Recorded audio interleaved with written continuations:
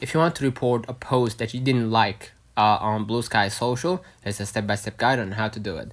So first of all, go ahead and open up your Bluesky and click the three dots under the post or next to the likes and repost or comment, and then just go ahead and click report post, and then add the reason, right? Explain your reason why you want to report this post. So let's have example misleading, right?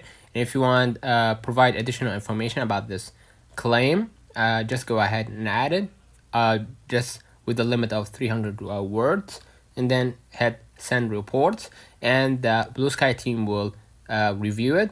And if the claims matches the posts, the Bluesky team will remove the post, or they will flag the post, and the creator of that post has to delete it. So let me know in the comments if this video helped you. Don't forget to like and subscribe, and thank you for watching.